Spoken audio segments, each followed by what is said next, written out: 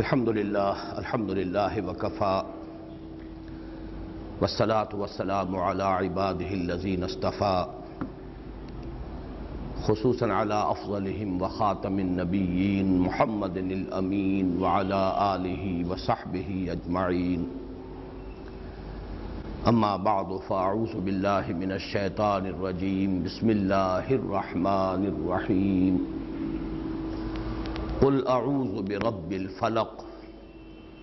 من شر ما خلق ومن شر غاسق اذا وقب ومن شر النفاثات في العقد ومن شر حاسد اذا حسد بسم اللہ الرحمن الرحیم قل اعوذ برب الناس ملک الناس الہ الناس من شر الوسواس الخناس الذي يوسوس في صدور الناس من الجنة والناس صدق اللہ العظیم رب اشرح لي صدری ویسر لي امری واحلل عقدۃ من لسانی یفقہوا قولی اللہم ربنا الہمنا رشدنا واعذنا من شرور انفسنا اللہم ارنا الحق حقا وارزقنا اتباعہ وارنا الباطل باطلا وارزقنا اجتنابہ آمین یا رب العالمین۔ آج درس کسی قدر تاخیر سے شروع کرنے کا ایک سبب تو وہ تھا جو میں نے عرض کر دیا تھا کہ سردیوں میں ہم یہ کرتے رہے ہیں کہ ذرا تاخیر سے درس شروع کریں تاکہ جو لوگ اپنے کاموں سے واپس پہنچتے ہیں گھر پھر انہیں ظاہر بات ہے کہ یہاں آنے میں کچھ تھوڑی سی مہلت مزید درکار ہوتی ہے۔ لیکن ایک دوسرا سبب یہ بھی تھا کہ میری طبیعت کل رات سے خراب رہی، رات بخار رہا، دن میں بھی طبیعت بہت خراب رہی، تو وہ ضروری نوٹس جو مجھے تیار کرنے تھے شام کو ہی بمشکل میں اس کے لیے طبیعت کو آمادہ کر سکا، اس میں بھی کچھ تھوڑی سی کمی تھی جو میں نے ان چند منٹوں میں پوری کی ہے۔ اللہ تعالیٰ کے فضل و کرم سے ہم یہ جو سلسلے وار درس قرآن ہے اب اس کے اختتام کو پہنچ رہے ہیں۔ آخری دو صورتیں جو ابھی میں نے تلاوت کی ہیں جن کا ایک مجموعی نام ہے المعوذتان، ان پر یہ مصحف ختم ہو رہا ہے۔ اگرچہ آج ہم صرف ایک صورت کا مطالعہ کر سکیں گے، لیکن بہت سی باتیں ہیں جو ان دونوں کے بارے میں مشترک ہیں، اس پہ ہمارا آج خاصا وقت صرف ہوگا، اور یہ کہ اس کے ضمن میں جو قرآن حکیم میں صورتوں کی گروپنگ کا معاملہ ہے اس کے ضمن میں بھی آج کچھ آخری باتیں مجھے عرض کرنی ہیں۔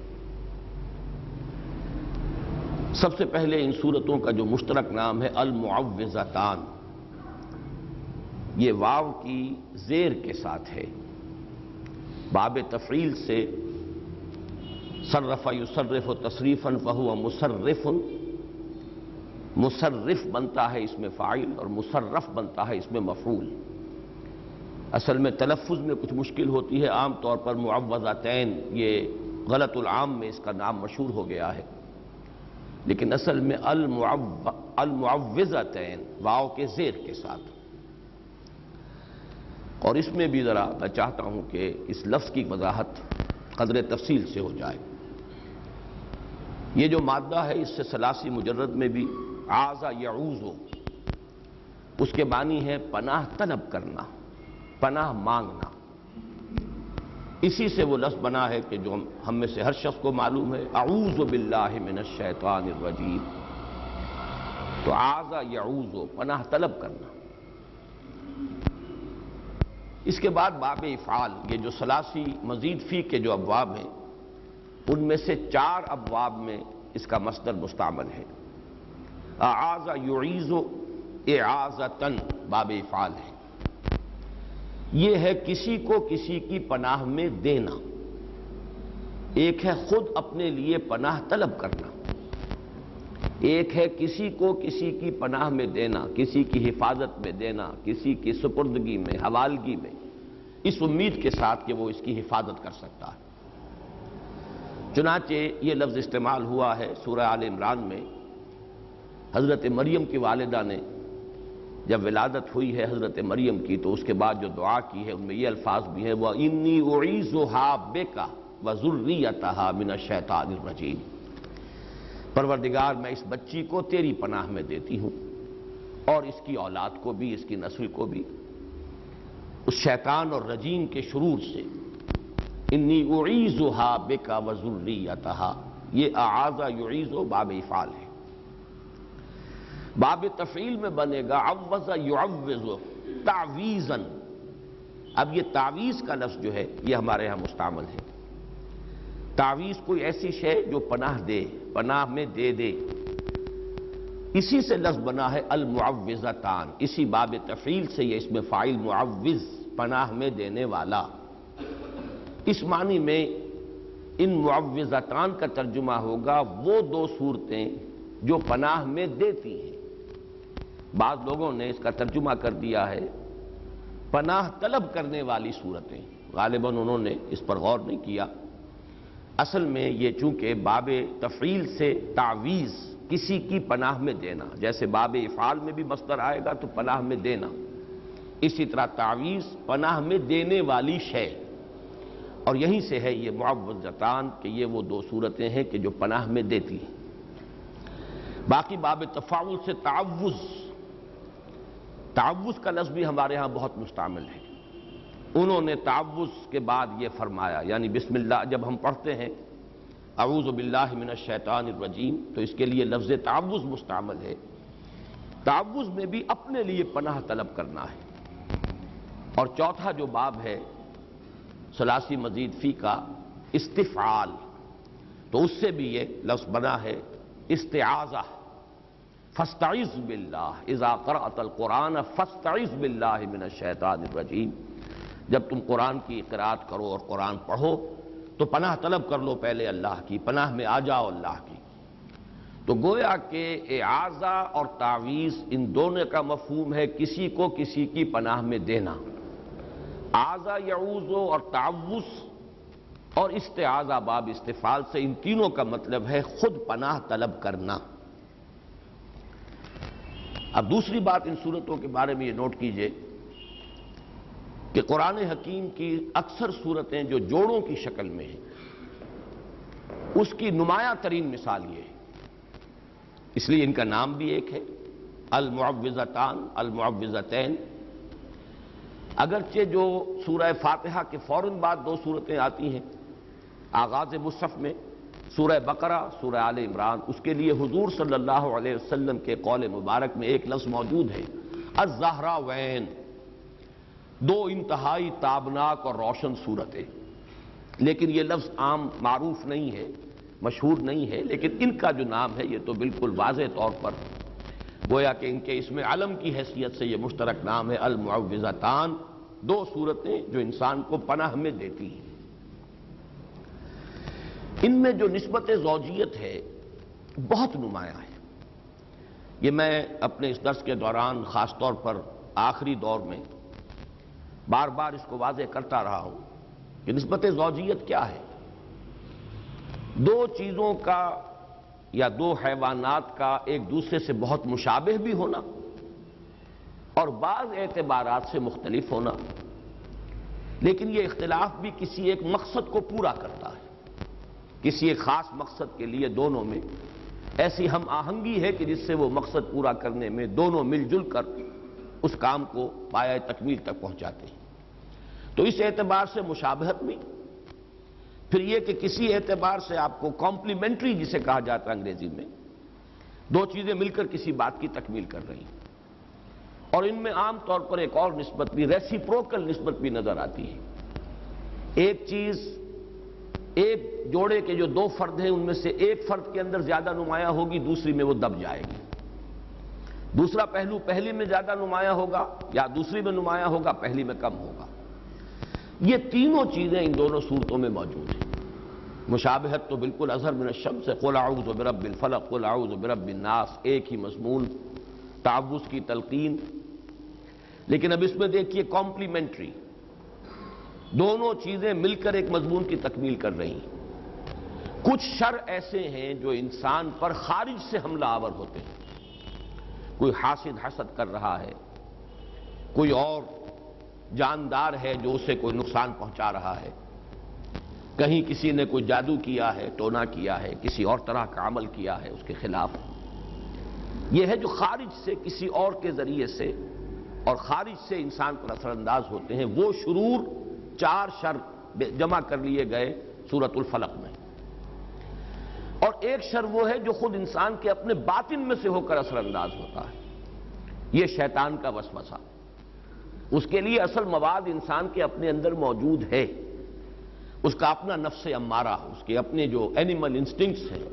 اس کی اپنی شہوتیں ہیں، اس کی اپنی خواہشات ہیں. وہ اصل میں تو وہ بارود اندر موجود ہے. شیطان کا وسوسہ صرف اس کو چنگاری دکھاتا ہے، صرف اس کو ابھارتا ہے، اس کے اندر ایک اشتعال پیدا کرتا ہے. تو یہ ایک شر جو ہے یہ سورۃ الناس میں آ گیا. پھر ریسیپروکل نسبت دیکھیے، سورہ فلق میں اب یہ 2 الفاظ نوٹ کیجئے، مستعاذ بہی اور مستعاذ منہ. جیسے قسموں کا معاملہ جب بھی آیا ہے زیر بحث تو 2 الفاظ ہم استعمال کرتے رہے، مقسم بہی، مقسم علیہ. ہر قسم کے ساتھ 2 چیزیں واضح ہوں گی، کس شے سے قسم کھائی، کس شے کی قسم کھائی، اور کس مضمون پر قسم کھائی. جس شے کی قسم کھائی، جس شے کے ذریعے قسم کھائی، وہ ہے مقسم بہی. اور جس بات پر قسم کھائی ہے، کوئی وعدہ ہے یا کوئی قول ہے، کوئی بیان ہے، اس پر قسم کھائی جا رہی ہے، وہ مقسم علیہ. اسی طرح کے 2 الفاظ یہاں نوٹ کر لیجئے، مستعاذ منہ اور مستعاذ بہی. مستعاذ بہی وہ ہستی ہے یا وہ شے ہے جس کی پناہ طلب کی جا رہی ہے، جس کے ذریعے سے پناہ چاہی جا رہی ہے، مستعاذ بہی. اور مستعاذ منہ وہ شر، وہ برائی، وہ خطرہ، وہ اندیشہ جس سے پناہ طلب کی جا رہی ہے. اعوذ باللہ من الشیطان الرجیم، میں پناہ طلب کرتا ہوں اللہ کی. یہ مستعاذ بہی ہو گیا، یہ با کے ساتھ آتا ہے. قل اعوذ برب الفلق قل اعوذ برب الناس فاستعذ باللہ، اعوذ باللہ من الشیطان الرجیم. اور اس کے بعد دوسرا ہے مستعاذ منہ، جس سے وہ پناہ طلب کی گئی، جس کے مقابلے میں، جس کے شر سے حفاظت کے لیے. ان دونوں الفاظ کو ذہن میں رکھیے. پہلی صورت میں آپ دیکھ رہے ہیں کہ مستعاذ بہی صرف ایک آیت ہے، قل اعوذ برب الناس. 4 آیتیں مستعاذ منہ، من شر ما خلق ومن شر غاسق اذا وقب ومن شر النفاثات فی العقد ومن شر حاسد اذا حسد. اس کے بالکل برعکس ریسیپروکل جسے میں کہتا ہوں، عکسی ترتیب. آخری صورت جو ہے دوسری صورت سورۃ الناس، اس میں مستعاذ بہی کو تفصیل کے ساتھ اللہ تعالیٰ کی 3 شانوں کو نمایاں کیا گیا. قل اعوذ برب الناس ملک الناس الہ الناس. اور مستعاذ منہ ایک ہی ہے، اگرچہ اس کی وضاحت پہ 2 آیتیں اور بھی ہیں، لیکن مستعاذ منہ یہاں ایک ہی ہے، من شر الوسواس الخناس الذی یوسوس فی صدور الناس من الجنۃ والناس. یہ تو اسی کی وضاحت ہے، اسی کی توضیح ہے. تو پہلی صورت میں مستعاذ بہی مختصر صرف ایک آیت پر مشتمل، اور مستعاذ منہ 4 شرور 4 آیات میں سے ہر ایک میں ایک کا ذکر ہے. دوسری صورت میں عکسی ترتیب مستعاذ بہی مفصل ہو گیا ہے، اور اللہ تعالیٰ کی یہاں پر 3 نسبتیں واضح کی گئیں، رب الناس، ملک الناس، الہ الناس. اور مستعاذ منہ صرف ایک شے ہے، من شر الوسواس الخناس. اس کے حوالے سے ذرا زمانہ نزول کی بحث بھی ہم کر لیں تو پھر ذرا آگے چلیں گے کہ وہ جو قرآن حکیم میں سورتوں کی گروپنگ ہے اس کے ضمن میں بھی اب جب یہ سلسلہ درس تکمیل کو پہنچ رہا ہے تو میں آخر میں چند باتیں دوبارہ عرض کر دوں. زمانہ نزول کے اعتبار سے تقریباً اجماع ہے مفسرین کا اس پر کہ یہ دونوں صورتیں مدنی ہیں، اور یہ کہ دونوں بیک وقت نازل ہوئی. بلکہ یہ دونوں کا بیک وقت نازل ہونا، خاص طور پر یہ ابھی جو میں نسبت زوجیت کے حوالے سے عرض کر رہا تھا، اس پہلو سے بھی اہم بات ہے۔ ایک ہی وقت میں صورتیں نازل ہو رہی ہیں، انہیں ایک صورت میں بھی جمع کیا جا سکتا تھا، لیکن یہ کہ جوڑا بنانا، یہ گویا کہ کچھ ایسا اصول ہے قرآن مجید کے اندر۔ استثناءات تو ہوتی ہیں، ایکسیپشنز پروو دی رول، استثناءات ہیں بعض صورتیں، لیکن معدود چند وہ منفرد مزاج کی ہیں، ان کا کوئی جوڑا نہیں ہے۔ لیکن یہ کہ اکثر و بیشتر صورتیں سوائے معدود چند کے تمام صورتیں جوڑوں کی شکل میں، یہ چیز جو ہے اور نمایاں ہو کر آتی ہے کہ اس کو تعوذ کے مضمون کو، یہ جو تلقین کی گئی ہے پناہ طلب کیا کرو اللہ کی، تو یہ گویا کہ ایک صورت ہی کا مضمون ہو سکتا تھا، لیکن جوڑے کی شکل دی گئی تاکہ یہ حقیقت اور واضح ہو جائے۔ اس کے باوجود کہ ایک ہی وقت میں نازل ہو رہی ہیں، اس پر اجماع ہے تقریباً، پھر بھی ان کو دو صورتیں بنا کر ایک نہایت حسین جوڑے کی شکل دے دی گئی ہے۔ تو اگرچہ اس پر اجماع ہے کہ یہ دونوں صورتیں مدنی ہیں اور مدنی دور کے بھی تقریباً آخر میں نازل ہوئی ہیں، یوں سمجھیے کہ سن 6 یا 7 کا زمانہ ہے جبکہ یہ صورتیں نازل ہوئی، لیکن یہ کہ سلف میں بھی ایک قول موجود ہے، قول ضعیف ہے لیکن موجود ہے، بعض حضرات کی رائے، بلکہ حضرت ابن عباس رضی اللہ تعالی عنہما سے تو دونوں آراء منقول ہیں۔ ایک راوی کہتے ہیں کہ ان کے نزدیک یہ مکی صورتیں ہیں، اور ایک راوی کہتے ہیں کہ ان کے نزدیک یہ مدنی صورتیں ہیں۔ یہ دونوں اقوال جو ہیں وہ تو اپنے آپ کو کینسل کر دیتے ہیں، لیکن یہ کہ بعض دوسرے حضرات کی رائے بھی ہے کہ یہ مکی ہی، اور ہمارے مفسرین میں سے خاص طور پر اس دور کے، ان میں سے مولانا مودودی نے اس رائے کو اختیار کیا ہے، اگرچہ یہ بات جو ہے اور یہ رائے بالکل شاذ ہے، لیکن مولانا مودودی نے اختیار کیا ہے، اور کچھ اس کے لیے شواہد اور دلائل بھی دیے ہیں۔ چنانچہ ان کی ایک دلیل تو یہ ہے کہ جیسے یہ واقعہ مشہور ہے، اس کی طرف میں بعد میں تفصیلاً عرض کروں گا اس کے بارے میں، کہ حضور صلی اللہ علیہ وسلم پر سحر کیا گیا اور اس کا آپ پر اثر ہوا، اور اسی کے ازالے کے لیے یہ دو صورتیں اللہ نے نازل فرمائی۔ یہ گویا کہ ان صورتوں کے شان نزول کی روایات ہیں، لیکن مولانا مودودی نے یہ کہا ہے کہ اسی طرح سے قرآن حکیم سے یہ ثابت ہے کہ بالکل ابتدائی دور میں، جو مکی دور ہے، بالکل اس کا ابتدائی زمانہ، سورہ نون کے آخر میں جو مذکور ہے کہ یہ کوشش کی گئی تھی کہ کچھ ایسے لوگوں کے ذریعے سے کہ جن کی قوت ارادی ان کی نگاہوں میں بہت مرتکز ہو جاتی ہے، یہ عملیات میں ایک خاص معاملہ یہ بھی ہوا کرتا تھا، اور اب بھی شاید کچھ لوگ یہ پریکٹس کرتے ہیں کہ اگر باقاعدہ ریاضت کر کے اپنی نگاہوں میں ایک خاص قسم کی تاثیر پیدا کر لی جائے، بلکہ مولانا امین حسن اصلاحی صاحب نے اس کا تذکرہ کیا تھا ایک مرتبہ، جب زمانہ طالب علمی میں نے 2 تربیت گاہیں منعقد کی تھیں، اور اس میں درس قرآن مولانا اصلاحی صاحب نے دیا تھا کہ آج کل بھی بعض لوگ یہ کرتے ہیں کہ رات کے پچھلے پہر اٹھ کر نہا دھو کر سفید براق کپڑے پہن کر پھر بیٹھتے ہیں اور کسی بالکل سفید کاغذ پر ایک چھوٹا سا نقطہ لگاتے ہیں، اور پھر نگاہوں کو اس پر جمانے اور مرتکز کرنے کی مشق کرتے ہیں۔ کتنی دیر تک پلک جھپکے بغیر آپ اس نقطے کو دیکھ سکتے ہیں۔ اگر یہ مشق کی جائے، یہ ایکسرسائز کی جائے، یہ ریاضت کی جائے، تو آنکھوں میں ایک ایسی چمک پیدا ہو جاتی ہے کہ اگر گھور کر کسی کو دیکھا جائے تو اس کی قوت ارادی کو آپ مزمحل کر سکتے ہیں، وہ ایک دم دبا ہوا محسوس کرے گا اور آپ کا غلبہ اس کے اوپر ہو جائے گا نفسیاتی اعتبار سے۔ اسی طریقے کا کوئی عمل تھا جو نبی اکرم صلی اللہ علیہ وسلم پر بھی آزمایا گیا تھا۔ لَيَزْلَقُونَكَ، یہ آیا ہے سورہ نون کے آخر میں، بِأَبْصَارِهِمْ لَمَّا سَمِعُوا الذِّكْرَ، یہ لوگ چاہتے ہیں کہ اپنی نگاہوں کے ذریعے سے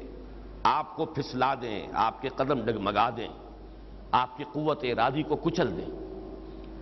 لَمَّا سَمِعُوا الذِّكْرَ وَيَقُولُونَ إِنَّهُ لَمَجْنُونَ، جس وقت کہ سورہ نون کے آغاز میں بھی آیا ہے تذکرہ کہ حضور کو کہا گیا کہ آپ کو جنون کا کوئی عارضہ ہو گیا ہے یا آپ پر کوئی آسیب آ گیا ہے، اور آخری آیت بھی جو ہے وہ آخری حصے میں پھر اسی کا یاد آ ہے، وَإِنَّهُمْ لَيُزْلِقُونَكَ بِأَبْصَارِهِمْ لَمَّا سَمِعُوا الذِّكْرَ وَيَقُولُونَ إِنَّهُ لَمَجْنُونَ۔ تو گویا کہ اس کے ازالے کے لیے مولانا مودودی کی رائے ہے کہ شاید یہ صورت نازل کی گئی۔ اسی طریقے سے قرآن حکیم میں حضرت موسیٰ علیہ السلام کا ایک قول بھی آیا ہے، بلکہ 2 جگہ پر آیا ہے۔ یہ سورہ مومن میں بھی، سورہ دخان میں بھی، کہ جب آخری دور میں آ کر فرعون جو تھا ان کے زمانے کا، اس نے یہ فیصلہ کیا کہ اب انہیں قتل کر دیا جائے۔ اب یہ بات حد سے بڑھتی جا رہی ہے، ہاتھ سے نکلتی جا رہی ہے، اب موسیٰ کو قتل کر دیا جائے۔ تو جب اس کا چرچا ہوا ہے تو حضرت موسیٰ علیہ السلام کے الفاظ قرآن مجید میں آئے ہیں، چنانچہ یہ کہ انی عُصْتُ بِرَبِّي وَرَبِّكُم مِّن كُلِّ مُتَكَبِّرٍ لَا يُؤْمِنُونَ بِيَوْمِ الْحِسَابِ، لا يُؤْمِنُ بِيَوْمِ الْحِسَابِ، یہ سورہ مومن میں ہے۔ وَإِنِّي عُصْتُ بِرَبِّي وَرَبِّكُمْ أَن تَرْجُمُونَ، میں اللہ کی پناہ میں آتا ہوں جو میرا بھی رب ہے تمہارا بھی رب ہے، اس سے کہ تم مجھے سنسار کر سکو، اور میں اللہ کی پناہ طلب کرتا ہوں جو تمہارا بھی رب ہے اور میرا بھی رب ہے، ہر اس متکبر کے شر سے بچنے کے لیے، اس کے مقابلے میں جو یوم حساب پر ایمان نہیں رکھتا۔ تو اس سے بھی ایک مناسبت پیدا کی ہے کہ ہو سکتا ہے کہ جس زمانے میں مکے میں نبی اکرم صلی اللہ علیہ وسلم کے قتل کا فیصلہ ہو رہا تھا، یہ سن 1090 میں ہوا ہے ابو طالب کے انتقال کے بعد، تو ہو سکتا ہے کہ اس مناسبت کے ساتھ جیسے حضرت موسیٰ علیہ السلام نے اس وقت تعوذ کیا، اللہ کی پناہ میں آئے، انی عُصْتُ بِرَبِّي وَرَبِّكُمْ، میں پناہ طلب کرتا ہوں، پناہ میں آتا ہوں اپنے رب کے اور تمہارے رب کے،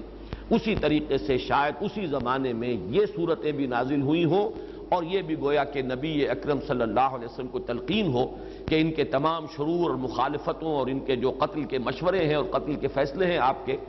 اس کے مقابلے میں یہ ہم ہتھیار آپ کو دے رہے ہیں، آپ ان کلمات التامات کے ذریعے سے اللہ سے تعوذ کیجئے، اللہ کی پناہ میں آ جائیے۔ یہ مولانا مودودی کا خیال ہے، لیکن مجھے بھی اس سے اتفاق نہیں، اور جیسا کہ میں نے عرض کیا ہے اور ابھی میں تفصیل سے عرض کروں گا کہ بڑی واضح روایات موجود ہیں، بہت پختہ روایات سند کے اعتبار سے، جن سے یہ ثابت ہوتا ہے کہ یہ دونوں صورتیں مدنی ہیں، اور مدنی بھی دور جو ہے مدینے کا آخری، اس لیے کہ ایک پختہ روایت جو ہے وہ تو حضرت عقبہ ابن عامر سے ہے رضی اللہ تعالیٰ عنہ، یہ انصاری صحابی ہیں، اور یہ بھی دور مدنی جو ہے اس کے اواخر میں ایمان لائے، اور وہ یہ فرماتے ہیں کہ ایک روز صبح کے وقت نبی اکرم صلی اللہ علیہ وسلم نے مجھے یہ فرمایا کہ الم تری آیات انزلت اللیلۃ لم یری مثلہن، اے عقبہ تم نے دیکھا، غور کیا، آج کی رات جو مجھ پر آیات نازل ہوئی ہیں ویسی آیات کبھی نازل نہیں ہوئی، کبھی کسی نے نہیں دیکھی نہیں سنی، یعنی یہ کہ یہ ان دونوں کی فضیلت، ان دونوں صورتوں کی، اور پھر حضور نے یہ قل اعوذ برب الفلق قل اعوذ برب الناس، یہ دونوں صورتیں پڑھ کر سنائیں، آج کی رات یہ دونوں صورتیں مجھ پر نازل ہوئیں۔ یہ روایت مسند احمد میں بھی ہے، صحیح مسلم میں بھی ہے، اس کے علاوہ جو اور دوسرے درجے کے جو مجموعے ہیں احادیث کے، ترمذی، نسائی، اس میں بھی یہ روایت موجود ہے، تو سند کے اعتبار سے یہ بڑی پختہ روایت ہے، اور اس میں حضرت عقبہ ابن عامر راوی ہیں، اور وہ انصاری ہیں، مدینے میں تو مکے میں تو ظاہر بات ہے کہ ابھی وہ ایمان لائے ہی نہیں تھے اور مکے کے آدمی نہیں تھے، اور ان کا ایمان ہے بھی مدنی دور کے اواخر کا، تو اس سے یہ ثابت ہوتا ہے کہ یہ دونوں صورتیں مدنی ہیں اور مدنی دور کے بھی اواخر میں نازل ہوئی ہیں۔ دوسرا جو اس پر تقریباً ایک تواتر کے ساتھ جو ہمیں روایت ملتی ہے کہ یہ حضور صلی اللہ علیہ وسلم پر جب سحر ہوا ہے اس وقت یہ صورتیں نازل ہوئی ہیں، اور حضرت جبرائیل علیہ السلام نے یہ تلقین فرمائی کہ ان آیات کے ذریعے سے آپ اس سحر کے اثر کو زائل کریں، چونکہ ان میں ایک آیت موجود بھی ہے وَمِن شَرِّ النَّفَّاثَاتِ فِي الْعُقَدِ، تو اس کے حوالے سے اس میں ایک ربط بھی قائم ہوتا ہے، اور یہ روایات جہاں تک تو حضور پر سحر کے ہونے کا تعلق ہے وہ تو بڑی پختہ روایات سے ثابت ہے، یہاں تک کہ اس کے بارے میں یہ کہا گیا تواتر سے ثابت ہے کہ سحر کیا گیا اور اس کے اثرات کچھ ہوئے۔ تفاصیل میں پھر جو دوسرے درجے کی احادیث ہیں سند کے اعتبار سے اس میں بڑی تفصیلات بھی آئی ہیں، وہ جو صحیحین کی روایات ہیں ان میں وہ تفاصیل موجود نہیں ہیں، لیکن یہ کہ اصولی طور پر یہ بات ثابت ہے کہ حضور پر جادو ہوا، اور جادو کا کچھ اثر بھی آپ پر ظاہر ہوا، اور اس کے ازالے کے لیے یہ صورتیں نازل کی گئیں۔ اس پہلو سے بھی یہ ثابت ہو جاتا ہے، اس لیے کہ جادو کا جو قصہ ہے نبی اکرم صلی اللہ علیہ وسلم پر وہ میں آپ کے سامنے اس وقت اجمالاً بیان کر دیتا ہوں، یہ ہماری تفسیروں میں بڑی تفصیل کے ساتھ موجود ہے، بلکہ مولانا مودودی نے تو تمام روایات کو جمع کر کے اس کا ایک پورا مربوط جو ہے تسلسل کے ساتھ پورا ایک واقعہ مرتب کر کے اپنی کتاب میں تفہیم میں درج کر دیا ہے۔ یہ واقعہ ہے صلح حدیبیہ کے بعد کا۔ صلح حدیبیہ کے بعد جیسا کہ آپ کو معلوم ہے کہ نبی اکرم صلی اللہ علیہ وسلم چونکہ مشرکین عرب کی طرف سے فارغ ہو گئے اور یکسو ہو کر اب آپ نے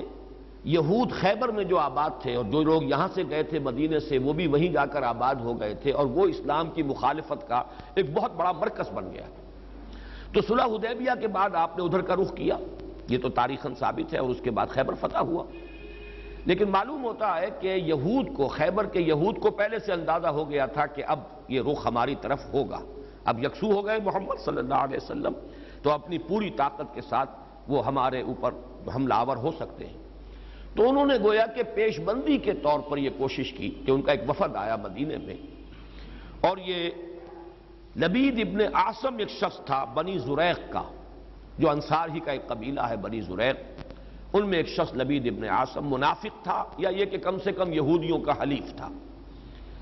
انہوں نے آ کر یہود کے وفد نے ان سے کہا کہ ہم نے تو اپنا سا زور لگا لیا محمد کی مخالفت اور ان کا راستہ روکنے کے لیے صلی اللہ علیہ وسلم، ہم ناکام ہو چکے، اب تم کوئی آخری کوشش کرو، تم بہت بڑے جادوگر ہو، بہت ہی ماہر ساحر ہو، تو تم کوئی کوشش کرو اور سحر کرو محمد پر صلی اللہ علیہ وسلم. اور 3 اشرفیاں پیش کی. اشرفی اس زمانے میں ایک بڑی شے کہ یہ ہدیہ بھی حاضر ہے، اب تم کوئی زور لگاؤ. اس نے پھر خدمات حاصل کی ایک یہودی لڑکے کی جو حضور کے ہاں اس وقت بطور خادم کام کرتا تھا. اس نے کہیں سے حضور کی کنگھی کے 2-3 دندانے جو ہیں وہ توڑے، اور اس میں آپ کے منہ مبارک بھی تھے. جیسے کنگھی کے اندر آپ کو معلوم ہے بال جو ہیں وہ کہیں اڑ جایا کرتے ہیں آخر میں، تو وہ لے کر اس کے پاس گیا. اس پر اس نے جادو کیا. اس کا میں بعد میں عرض کروں گا کہ یہ جادو کا یہ معاملہ جو ہے اس حوالے سے کہ یہ کیا ضرورت ہے کہ بال ہوں اور اس کے حوالے سے جادو کیا جائے، اس کی بھی آج کے اعتبار سے بعض حضرات شاید سمجھتے ہوں کہ یہ بالکل بے تکی باتیں ہیں، لیکن اب جہاں تک سائنس پہنچ چکی ہے ان تمام باتوں کی توجیہ اب بالکل سمجھ میں آنے والی ہے. اس لیے کہ یہ کسی شخص کا، اس کے جسم کا ایک حصہ، بال بھی انسان کے جسم میں سے اگ رہے ہیں، اس میں بھی جو سیلز ہیں ان میں جینز ہیں، اور ہر شخص کے کچھ جینز ہیں جس کے حوالے سے اس کی شخصیت کا تشخص ہے، اس کی انفرادیت ہے، وہ ان جینز کے حوالے سے، ان کے واسطے سے اس شخص کے ساتھ ربط قائم کرنا، جو بھی قوتیں ہیں یا وہ جنات کے ذریعے سے، ارواح خبیثہ جنہیں ہم کہیں گے ان کے ذریعے سے، یا کوئی اور شکلیں ہو سکتی ہیں، ریڈیشن مختلف قسم کے. آج تو سائنس جو ہے جہاں تک پہنچ چکی ہے وہ ریڈیشنز کی کتنی قسمیں ہیں اور کہاں کہاں سے وہ ریڈیشنز پہنچتی ہیں اور کیسے کیسے اثر انداز ہوتی ہیں، یہاں تک کہ بالکل ابتدائی دور جو ہے عہد اول جسے بگ بینگ کہا جاتا ہے آج کل، اس وقت کی ریڈیشنز بھی آج تک آپ خلا کے اندر جو ہے وہ تلاش کرتے ہیں اور وہ مل جاتی ہیں. اس پہلو سے ان چیزوں کے ذریعے سے، لیکن یہ کہ شخص معین تک اس بات کو پہنچانے کے لیے غالباً اس کے وجود کا کوئی حصہ، اور ظاہر بات ہے کہ ہر شخص کے بال اس کے وجود کا ایک جز ہے، اسی میں سے وہ برآمد ہوئے. بہرحال اس پر وہ جادو کیا گیا، اور وہ کوئی تانت یا کوئی شے تھی جس میں گرہیں لگائی گئیں، 11 گرہیں اس میں تھیں، پتلا سا بنایا گیا اور پتلے میں پھر وہ سوئیاں چبوئی گئیں، اور پھر ایک کنویں میں زروان یا زو اروان یا زی اروان اس کنویں کا نام تھا، وہاں جا کر کسی پتھر کے نیچے، اس کے تہ میں پتھر کے نیچے وہ دبا دیا گیا. اس کے اثرات حضور پر ظاہر ہوئے. یہ ہے وہ کہ واقعہ. اور اس کے بعد اس میں فرق تفصیل سے کہ کتنا عرصہ ہوا، کیا کیا اثرات ظاہر ہوئے. ایک بات جو ہے تیقن کے ساتھ ثابت ہے کہ حضور کی کچھ کیفیت ایسی ہو گئی تھی جیسے جسم کچھ جکڑا سا گیا ہو، بند سا گیا ہو. ایک نشاط کی کیفیت ہوتی ہے، طبیعت کھلی ہوئی، اور ایک جیسے کہ طبیعت کے اندر کچھ بندش سی ہے، اور کچھ ایسی کیفیت کہ کوئی کام آپ نے نہیں کیا ہوتا تھا لیکن آپ نے سمجھ لیا کہ میں یہ کام کر چکا ہوں. اس طرح کا کچھ نسیان کی کیفیت بھی آپ پر کچھ عرصے کے لیے طاری رہی. اس حیثیت میں، اس حالت میں آپ نے کسی سے تذکرہ تو نہیں کیا اور نہ ہی اس کا کوئی چرچا ہوا، لیکن آپ جیسے کوئی اندر ہی اندر سے گھلتے سے جا رہے تھے اس جادو کے زیر اثر. اس کے بعد ایک رات ایسا ہوا، اب یہ حضور نے خواب میں دیکھا، یا جسے ما بین النوم والیقظہ کہا جائے گا، خواب اور بیداری کی درمیانی کیفیت، نیند اور بیداری کے درمیان کا معاملہ.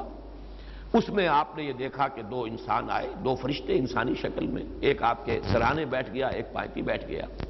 اور ان کا مکالمہ ہوا. اس مکالمے کے ذریعے سے گویا کہ اللہ تعالیٰ نے حضور پر یہ ساری حقیقت بیان کر دی. انہیں کیا ہوا ہے، یہ بیمار ہیں، بیماری کیا ہے، ان پر جادو کیا گیا ہے، جادو کس نے کیا ہے؟ لبید بن عاصم نے کیا، کس شے میں کیا ہے وہ ساری تفصیل، کہاں ہے وہ وہاں دبا ہوا ہے۔ یہ حضور صلی اللہ علیہ وسلم کو جب یہ چیز بتا دی گئی